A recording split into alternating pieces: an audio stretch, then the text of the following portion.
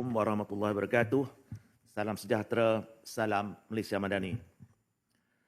Tuan Yang Dipertua, terlebih dahulu saya menjunjung kasih setinggi-tingginya kehadapan Kebawah-Duli Yang Maha Mulia Seri Paduka Baginda Yang di-Pertuan Agong di atas titah ucapan diraja yang telah disampaikan sempena perasmian sidang penggal kelima Persidangan Parlimen ke-15 pada 19 Januari yang lalu. Titah diraja yang disampaikan tidak bersifat umum atau berselindung, sebaliknya satu seruan kenegaraan yang tegas, jelas dan berprinsip yang menyentuh asas pimpinan negara, iaitu integriti, pentadbiran, keadilan undang-undang, bahasa kebangsaan dan maruah institusi. Menjunjung titah diraja pada hemat saya bukan sekadar menyatakan persetujuan atau sokongan secara lisan, tetapi memikul amanah moral dan institusi untuk menterjemahkan titah tersebut kepada pembetulan dasar, reformasi institusi dan keberanian politik yang nyata. Dalam kesempatan masa yang diberikan, saya akan memanfaatkan dengan membahaskan 3 perkara yang mempunyai kaitan langsung dengan titah Kebawah-Duli Yang Maha Mulia Seri Paduka Baginda, merangkumi yang pertama pembenterasan rasuah, yang kedua pemerkasaan bahasa Melayu, dan ketiga kesejahteraan rakyat dalam sektor perumahan, pengangkutan dan sebagainya yang mempunyai kaitan langsung dengan negeri Selangor. Kebawah-Duli Yang Maha Mulia Seri Paduka Baginda Yang di-Pertuan Agong telah menzahirkan kemurkaan dan kekecewaan yang amat mendalam terhadap kes-kes rasuah yang terus berlaku sebagaimana dilaporkan secara meluas dalam media massa. Perlakuan rasuah ini seolah-olah mencabar kewibawahan undang-undang dan menjejaskan keyakinan rakyat terhadap institusi negara. Rasuah seperti disentuh oleh Baginda bukan sekadar kesalahan individu atau pentadbiran, tetapi pengkhianatan terhadap amanah negara yang menumpuhkan institusi, membazir sumber awam, menghakis keadilan sosial dan merosak masa depan negara dan generasi akan datang. Bagi membetas rasuah yang tidak bermoral ini, langkah yang wajar dilaksanakan ialah dengan mengadakan sistem penguatkuasaan dan proses pembicaraan daripada yang sedia ada kepada yang lebih pantas, tegas dan berkesan. Sehingga keadilan bukan sahaja ditegakkan tetapi dilihat ditegakkan tanpa berlengah dan tanpa kompromi. Dalam konteks ini, saya mengalu-alukan cadangan reformasi institusi yang membawa kepada penubuhan mahkamah khas rasuah. Mahkamah ini yang boleh diwujudkan seumpama mahkamah tentera atau court martial dengan izin. Mahkamah ini sewajarnya punya kuasa yang khusus. Hakim yang dilantik khas, prosedur perbicaraan yang diperkemas, serta jadual perbicaraan yang ketat dan berfokus. Tujuan pewujudan mahkamah ini bukan untuk menafikan hak tertuduh atau mencipta sistem selari yang sewenang-wenangnya, tetapi bagi memastikan kes-kes rasuah sama ada melibatkan penerima rasuah atau pemberi rasuah dibicarakan secara lebih pantas, konsisten dan berintegriti, tanpa tertangguh bertahun-tahun sehingga melemahkan usaha pencegahan dan menghakis keyakinan awam. Pokok paku di tepi para, pokok meranti di tengah rimba. Rasuah itu musuh negara, musnah bangsa angkara haloba. Tuan Yang Dipertua, saya yakin bahawa rakyat Malaysia seluruhnya mengalu-alukan usaha SPRM memeteras amalan rasuah tanpa mengira latar belakang dan kedudukan individu. Walaupun tindakan yang tegas ini mestilah diyakini sepanjang proses pelaksanaannya supaya kewibawaannya tidak terjejas dan tidak lihat dalam semua keadaan terdapat sebarang unsur amalan pilih kasih atau amalan dui standard. Sebarang bentuk amalan yang bercanggah ini bukan sahaja boleh menimbulkan persoalan, tetapi boleh membawa kepada terhakisnya tahap keyakinan masyarakat terhadap institusi ini. Dalam konteks ini, masyarakat umum perlu difahamkan tentang prosedur operasi standard atau SOP dengan izin yang dilaksanakan bagi mengelakkan kekeliruan yang boleh mencetuskan kegelisahan.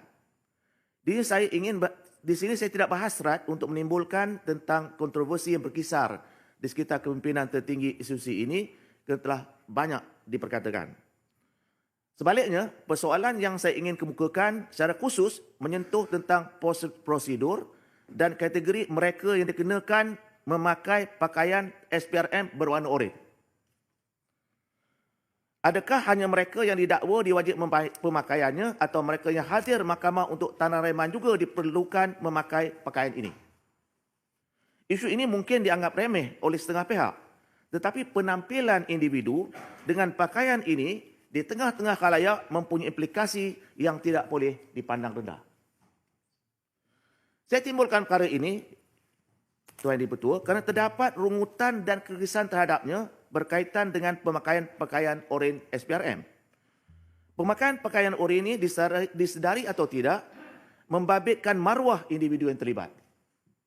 Dalam perkembangan media sosial yang tersebar luas, perkembangan yang berlaku di mahkamah dan prosesnya boleh ditonton secara meluas oleh segenap lapisan masyarakat serta terdedah kepada pelbagai interpretasi dan tanggapan. Masyarakat sudah tentu tertanya-tanya mengapa ada kes berprofil tinggi yang membabitkan rampasan jutaan ringgit dalam pelbagai mata wang, jongkong emas, jam mewah, beg tangan mewah dan barangan mewah yang lain apabila dibawa ke mahkamah tidak kelihatan individu berkenaan memakai pakaian oranye SPRM. Pada waktu yang lain, seorang pegawai tinggi Angkatan Tentera yang dibawa ke mahkamah bersama-sama isteri pertama, isteri kedua untuk permohonan tanah reman oleh mahkamah dikenakan pakaian oranye.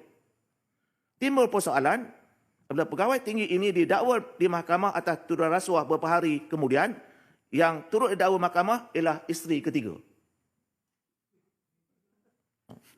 Baru tahu ada 3 isteri. Yang ketiga, yang kena dakwa, yang ketiga, yang tak pakai baju SPRM.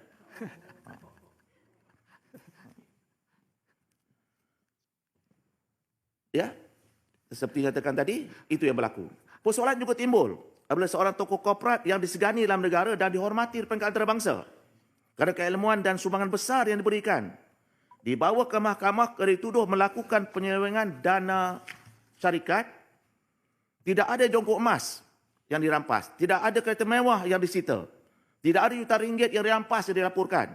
Sebaliknya, individu itu dikenakan pemakaian oranye untuk tahanan reman dan dipertontonkan sehingga media merakamkan proses ini berpesta menyebar luas berita sensasi ini. Insiden ini bukan sahaja menjatuhkan reputasi individu berkenaan, tetapi juga menjejaskan imej institusi yang dijuariinya.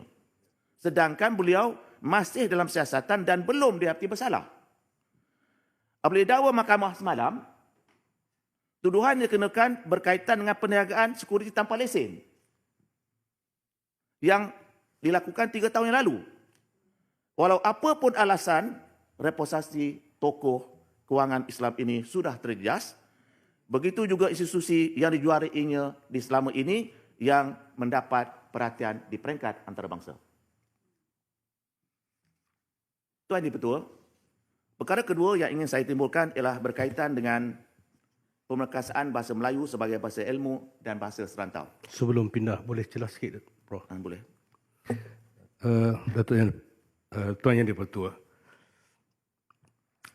apa pandangan masyarakat apabila seseorang sudah dipakai baju kuning, baju oranye?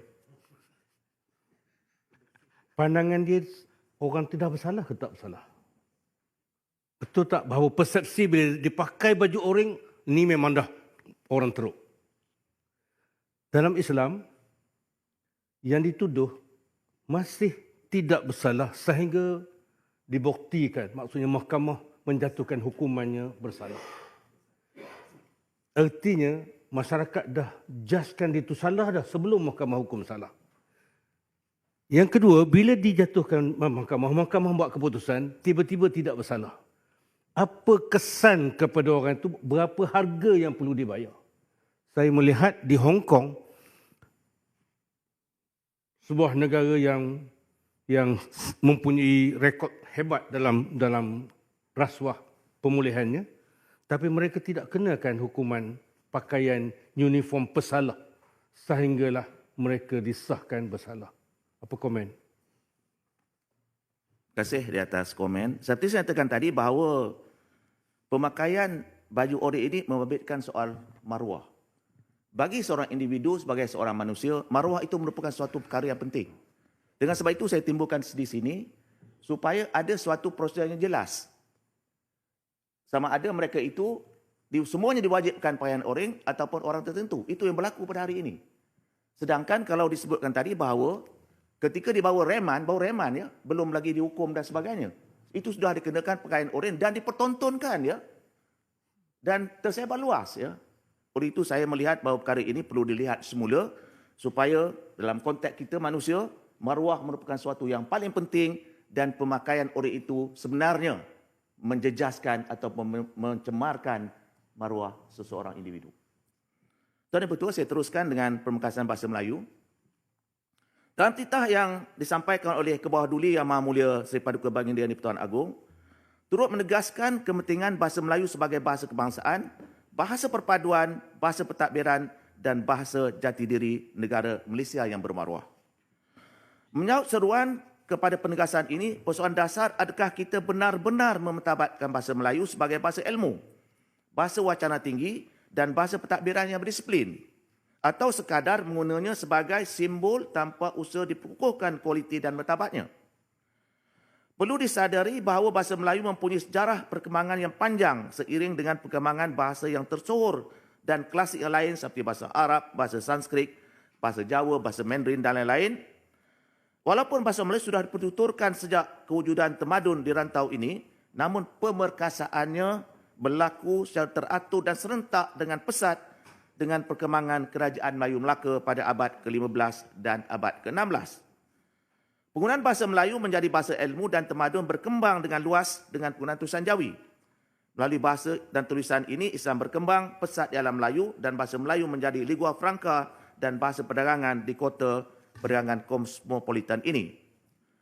Menurut laporan seorang pengembara dan pelapor bangsa Portugis abad ke-15 dan ke-16 yang bernama Tommy Perez, beliau melaporkan bahawa terdapat lebih 80 bahasa yang dipertuturkan di bandar pelabuhan Melaka pada waktu itu, merangkumi bahasa Jawa, Tamil, Arab dan sebagainya.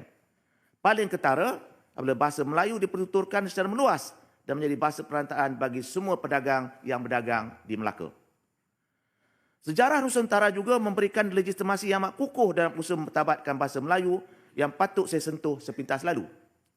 Pada April 1926, melalui Kongres Pemuda Pertama Hindia Timur Belanda di Batavia, sekarang Jakarta, para pemuda-pemudi dari seluruh wilayah, etnik dan latar belakang dari seluruh kepulauan di bawah jajahan Hindia Belanda atau Indonesia pada hari ini telah membincangkan keperluan satu bahasa bagi negara kesatuan yang bakal dibentuk.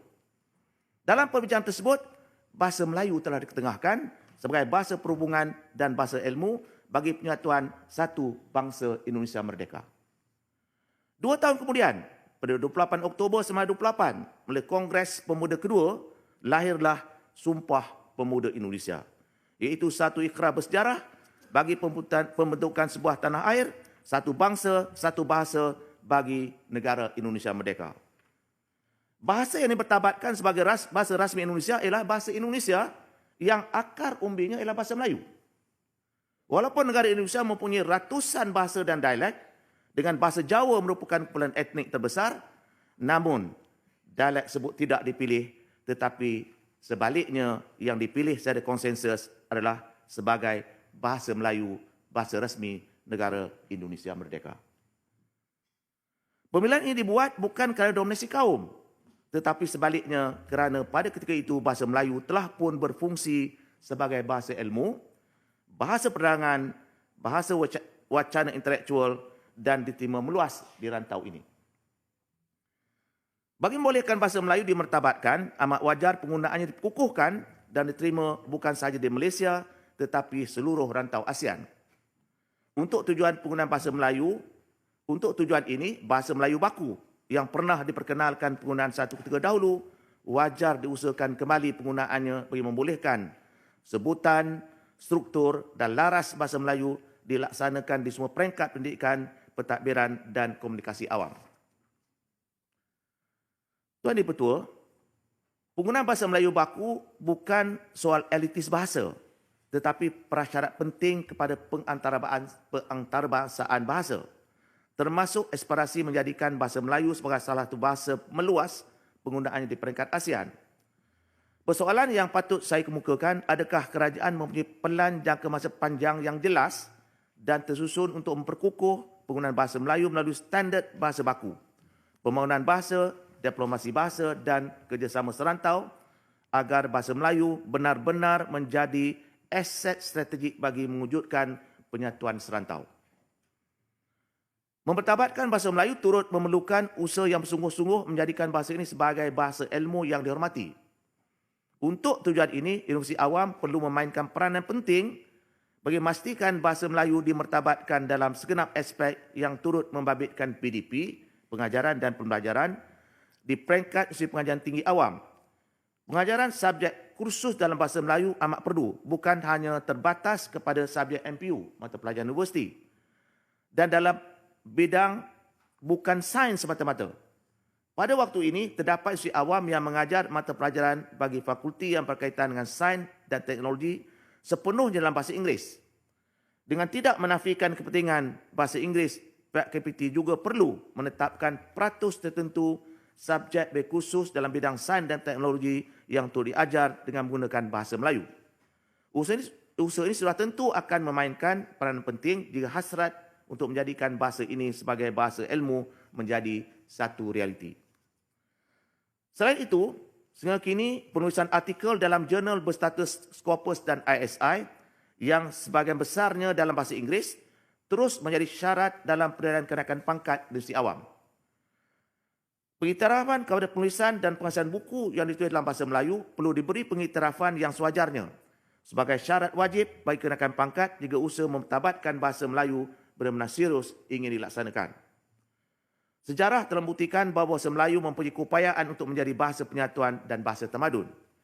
Sekiranya diperkasakan dengan kesungguhan, disiplin, kesedaran politik dan visi kebangsaan. Pembentukan bangsa Malaysia yang bersatu padu dan saling memahami serta bertoleransi antara satu sama lain dimainkan sejauh mana bahasa Melayu disanjungi dan penggunaannya meluas dalam aspek kehidupan masyarakat. Yang kurit itu kendi, yang merah itu saga, yang baik itu budi, yang indah itu bahasa. Burung merpati terbang di awan, turun sebentar di tepi muara. Bahasa Melayu, bahasa perpaduan, menyatu bangsa seluruh negara. Tuan Di-Pertua, prestasi ekonomi sepanjang tahun 2025 dan memasuki awal 2026 menunjukkan lonjakan yang ketara dan meyakinkan. Pencapaian ini amat wajar diakui sebagai hasil kepimpinan ekonomi yang konsisten, berprinsip dan berpaksikan reformasi kerajaan madani di bawah kepimpinan Perdana Menteri kita. Ekonomi Malaysia mempamerkan daya tahan luar biasa apabila melonjak sebanyak 6.3% pada suku keempat 2025, sekaligus mencatatkan kadar pertumbuhan terpantas dalam tempoh 3 tahun. Prestasi memberangsangkan ini telah memacu pertumbuhan ekonomi negara bagi tahun 2025 kepada 5.2% melampaui anjuran rasmi awal kerajaan yang menyasarkan 4.0 hingga 4.8%. Pencapaian ini juga menandakan salah satu prestasi tahunan terbaik dalam era pasca pandemik. Rizab negara pada November 2025 menunjukkan rekod tertinggi dalam tempoh 10 tahun dengan jumlah sebanyak USD 124.1 bilion berbanding hanya 114 atau 114.7 bilion pada tahun 2022. Pertumbuhan ini dipacu oleh permintaan domestik yang kukuh, pemulihan sektor pembuatan dan perkhidmatan, pasaran buruh yang stabil dengan kadar pengangguran sekitar di bawah 3% serta inflasi yang kekal di bawah 2%. Ringgit Malaysia pula mencatatkan prestasi luar biasa apabila melonjak ke paras 3.89 berbanding dolar Amerika pada pertengahan Februari 2026, iaitu kedudukan terkuat dalam tempoh hampir 8 tahun. Sepanjang tahun 2025, ringgit muncul sebagai mata wang berprestasi terbaik di Asia dengan mencatatkan pengukuhan sebanyak 10.2%. Tuan Di-Pertua, banyak lagi kejayaan yang boleh saya senaraikan, tetapi sekadar menyebut angka-angka yang mempelai kejayaan ini, persoalan yang ingin saya kemukakan, sudah tentu bagaimana momentum pertumbuhan dan keyakinan pasaran ini akan dipastikan kekal mampan Dan bagaimanakah manfaat makroekonomi ini diterjemahkan selangsung kepada peningkatan pendapatan sebenar, pengurangan kos hidup dan penciptaan pekerjaan yang berkualiti kepada rakyat secara keseluruhannya. Tuan Yang Bertuah, peningkatan prestasi ekonomi ini menghasilkan inisiatif membawa kepada usaha meningkatkan kesejahteraan rakyat, termasuk pelaksanaan gaji, penjawat awam yang menyuntik berbilion ringgit, gerak ekonomi domestik dan sebagainya. Kesan berganda daripada peningkatan kuasa beli ini harus dimanfaatkan untuk memberangsang sektor perkhidmatan, perusahaan kecil dan sederhana serta ekonomi bandar dan luar bandar. Sekali lagi persoalan yang ingin ditimbulkan, bagaimana langkah-langkah konkret yang dilakukan oleh kerajaan ini mampu membawa kepada limpahan pertumbuhan ekonomi yang berpanjangan. Pada waktu yang sama, bagaimana pertumbuhan ini dapat dirasai manfaatnya oleh rakyat terbanyak. Ini merupakan harapan yang letak oleh rakyat yang bukan sekadar terpukau dengan pencapaian angka, tetapi kesejahteraan dalam kehidupan seharian yang nikmatnya dapat sentiasa dirasai. Tuan Yang Bertuah, sebagai Senator Lantik Negeri Selangor, sama seperti rakan-rakan saya daripada negeri-negeri lain, izinkan saya membawa ke Dewan ini beberapa isu utama yang sering dibangkitkan oleh rakyat negeri ini, yang pada hakikatnya turut mencerminkan cabaran nasional serta pengurusan sumber. Sebenarnya sedia maklum, Selangor menyumbangkan sebanyak 26% pada GDP negara. Walaupun dengan sumbangan ini, Selangor juga tidak sepi daripada berbagai masalah yang memerlukan perhatian. Di sini, Tuan Yang Bertuah, saya akan kemukakan beberapa perkara yang berkaitan. Yang pertama ialah berkaitan dengan bekalan air yang mencukupi. Selangor terus berdepan cabaran berkaitan jaminan bekalan air mentah, sama ada akibat pencemaran sungai, kemarau, bermusim atau tekanan permintaan yang semakin meningkat sejajar dengan pertumbuhan ekonomi penduduk dan industri. Pelaksanaan skim jaminan air mentah SJAM merupakan langkah penting ke arah pengurusan risiko bekalan air. Namun begitu, persoalan yang dibangkitkan oleh rakyat ialah sejauh mana skim ini benar-benar bersifat jangka panjang, berdaya tahan dan bersepadu, khususnya dalam menghadapi ketidaktentuan iklim dan cuaca ekstrim yang semakin kerap. Persoalan perkerajaan juga adalah apakah nilai terkini terhadap keberkesanan SDAM dalam menjamin keselamatan bekalan air mentah untuk tempoh 10 hingga 20 tahun akan datang, termasuk dari segi perlindungan sumber air, pembinaan takungan alternatif, setahap penyerasan antara kerajaan persekutuan dengan kerajaan negeri dan juga operator air.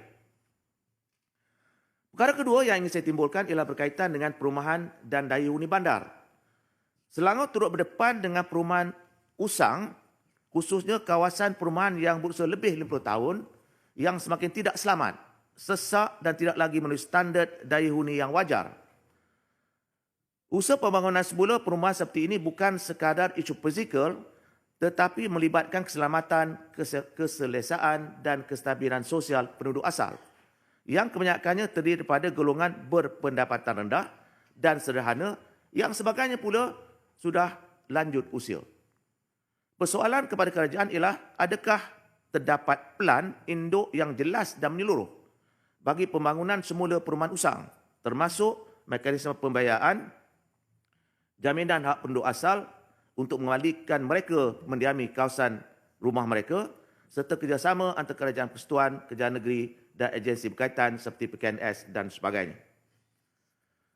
Perkara ketiga yang juga banyak dibincangkan ialah masalah banjir yang tidak berkesudahan. Isu banjir di Selangor semakin kerap dan serius dalam beberapa tahun kebelakangan ini dan tidak boleh dianggap sebagai fenomena luar biasa atau bermusim semata-mata. Jika di setengah-setengah kawasan, banjir dikaitkan dengan musim tertentu. Tetapi di Selangor, banjir dikaitkan dengan hujan. Apabila berlaku hujan, berlakulah banjir. Termasuklah di Shah Alam, beberapa minggu yang lalu, berlaku banjir. Kekerapan serta tahap banjir yang serius yang berlaku jelas memberi kesan besar terhadap kehidupan rakyat, harta benda, aktiviti ekonomi dan daya tahan komuniti setempat. Dalam konteks ini adalah penting untuk ditegaskan bahawa perubahan iklim global atau climate change dengan izin merupakan faktor utama yang diiktiraf secara meluas, termasuk peningkatan intensif hutan ekstrim, perubahan corak cuaca serta kenaikan parah air laut akibat fenomena pemanasan global yang berlaku di seluruh negara sebagai faktor utama. Namun demikian, selain faktor global, persoalan yang wajar teliti secara objektif ialah sejauh mana faktor tempatan, seperti perubahan guna tanah, pembangunan pesat, kapasiti sistem saliran serta keberkesanan penyelarasan tempatan banjir telah meningkatkan tahap risiko banjir, khususnya di kawasan pendudukan padat dan lembangan sungai utama. Terdapat juga dakwaan awam dan media sosial yang membabitkan isu ini dengan pencerobohan hutan atau pembangunan tidak seimbang di kawasan-kawasan sensitif yang juga memerlukan tindakan yang tegas bagi mengelakkannya menjadi lebih serius.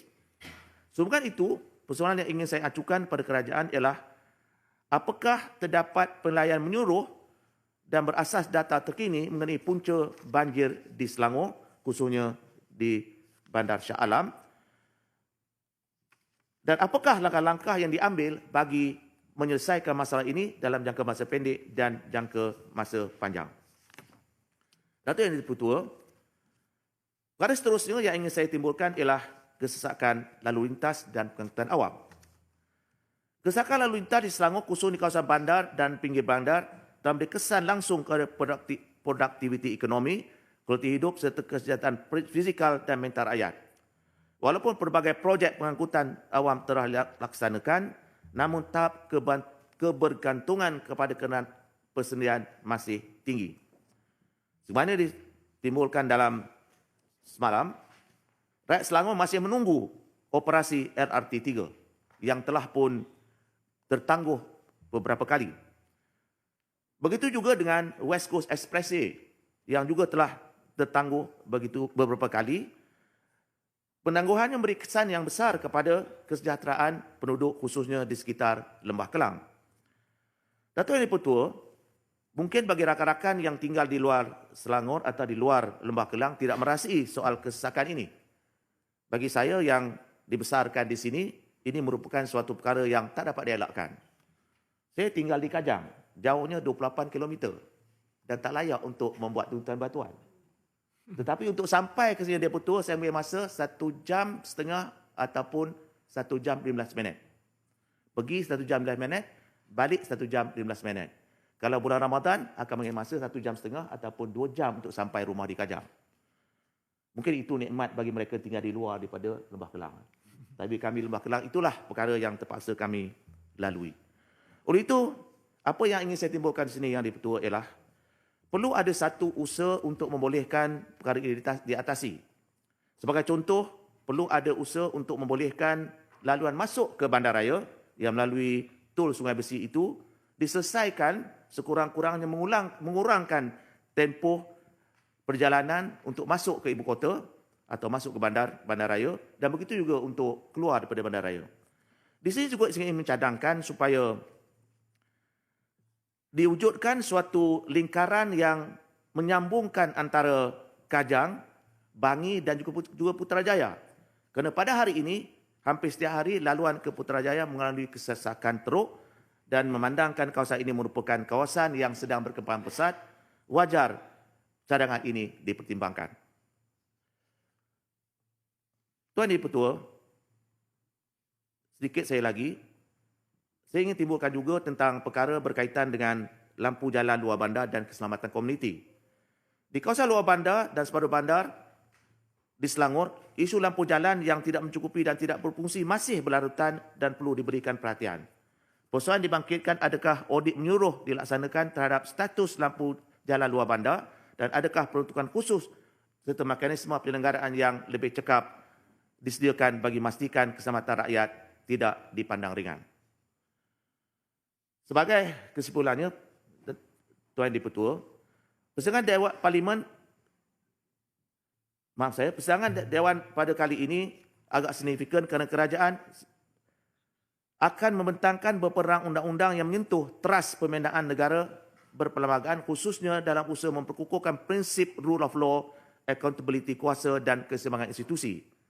Antara yang paling penting ialah rang undang-undang yang mencadangkan pengasihan kuasa pegawai negara sebagai penasihat undang-undang kerajaan daripada kuasa membuat pertuduhan jenayah di mahkamah. Rang undang-undang kedua yang tidak kurang penting ialah cadang kerajaan untuk memperkenalkan tempoh yang berkaitan dengan tempoh Perdana Menteri, iaitu selama 10 tahun. Jika dilihat secara keseluruhan, pelaksanaan undang-undang ini mencerminkan satu agenda besar reformasi institusi kerajaan yang jika dilaksanakan dengan bersungguh-sungguh, cermat, berani dan konsisten mampu menjadi asas kepada sebuah negara Malaysia yang lebih stabil dan wibawa. Langkah yang diambil oleh Kerajaan Madani juga menunjukkan dengan jelas usaha bagi memastikan tata kelola yang baik, membeteras sebarang bentuk penyalahgunaan kuasa dalam agenda memberikan kesejahteraan kepada rakyat Malaysia secara keseluruhannya. Tuan Yang di-Pertua menjunjung titah ke bawah duli Yang Maha Mulia Seri Paduka Baginda Yang di-Pertuan Agong bermakna kita berani membetulkan yang pincang, memperteguhkan institusi, mempertabatkan bahasa dan memastikan pembangunan ekonomi yang pesat benar-benar dirasi oleh rakyat secara keseluruhannya. Saya dengan ini menyokong titah ke bawah duli Yang Maha Mulia Seri Paduka Baginda Yang di-Pertuan Agong. Terima kasih.